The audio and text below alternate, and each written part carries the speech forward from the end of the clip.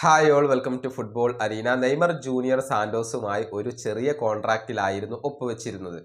അതായത് വരുന്ന June 30 നെയ്മറുടെ സാന്റോസുമായുള്ള contract അവസാനിക്കും. ഈ കോൺട്രാക്റ്റ് പുതുക്കാൻ നെയ്മർ താല്പര്യപ്പെടുന്നില്ല എന്ന റിപ്പോർട്ടായിരുന്നു ഇന്നലെ പുറത്തേക്ക് വന്നിരുന്നത്. അതിൻ്റെ പ്രധാന കാരണം സാന്റോസിൻ്റെ മോശം പ്രകടനം തന്നെയാണ്. ഏതായാലും നെയ്മറുടെ ഭാവിയുടെ കാര്യത്തിലുള്ള അവ്യക്തത തുടരുകയാണ്. ഇനി എടുത്തു പറയേണ്ട ഒരു കാര്യം, നെയ്മർക്ക് ഇനി കേവലം 3 ഒഫീഷ്യൽ മത്സരങ്ങൾ മാത്രമാണ് സാന്റോസിനോടൊപ്പം ബാക്കിയുള്ളത്. അതായത് വരുന്ന 25 വിക്ടോറിയക്കെതിരെ സാന്റോസ് ഒരു മത്സരം കളിക്കുന്നുണ്ട്.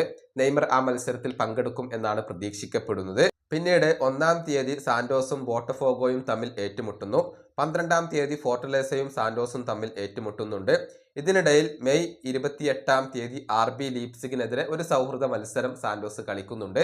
ചുരുക്കത്തിൽ 3 ഒഫീഷ്യൽ മത്സരങ്ങളും ഒരു സൗഹൃദ മത്സരവും മാത്രമാണ് നെയ്മർക്ക് ഇനി സാന്റോസിനോടൊപ്പം ഉള്ളത്.